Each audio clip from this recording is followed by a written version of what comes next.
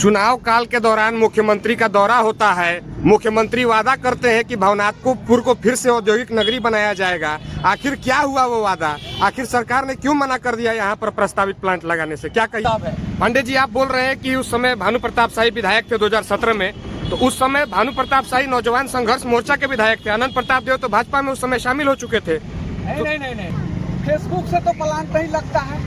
पहली बात है, फेसबुक प्लांट नहीं लगाएगा।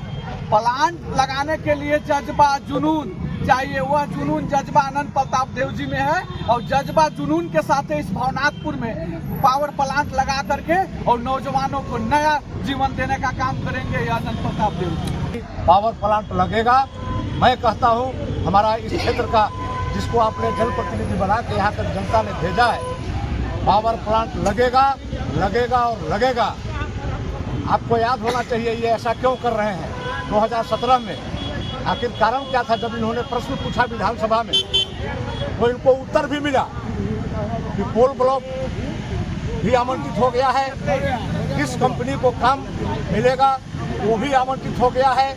जब ये जान गए जब पावर प्लांट धरातल पर उतरने वाला है, क्योंकि ये विधायक थे और उसमें भारतीय जनता पार्टी की सरकार, नरेंद्र मोदी की सरकार दिल्ली में थी और यहाँ रघुवर दास थे, इन्होंने बैठकर और सिर्फ उसको रद्द कराने के लिए यहाँ तक कहा गया केंद्र के द्वारा, चूंकि आप सभी लोग जानते हैं कि कोल ब्लॉक केंद्र के अधीन आता है, सभी लोगों को मालूम है।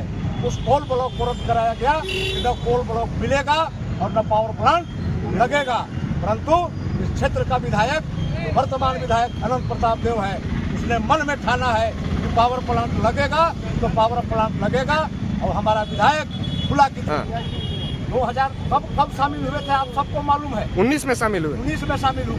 मगर वो अपना ईडी और सीबीआई से बचने के लिए अंदर खाने में भारतीय जनता पार्टी के ही अथी में थे और इन्होंने प्रस्ताव रखा यदि पावर प्लांट आप रद्द करा देते हैं तो मैं भारतीय जनता पार्टी में शामिल हो जाऊंगा। ऐसा प्रश्न उन्होंने किया और पावर प्लांट रद्द कराने के लिए, जबकि जनप्रतिनिधि को चाहिए कि पीछे का छूटा हुआ जनप्रतिनिधि यदि कोई काम छूट गया है तो उसको हम पूरा करें। इन्होंने इसलिए किया, यदि पावर प्लांट स्थापित हो गया तो अनंत प्रताप देव छोटे राजा का नाम होगा, मेरा नाम नहीं होगा। इसलिए नौजवानों को, बेरोजगारों को, पलायन को लेकर कभी इन्होंने सदन में आवाज नहीं उठाया। ये बहुत ही दुर्भाग्यपूर्ण रहा।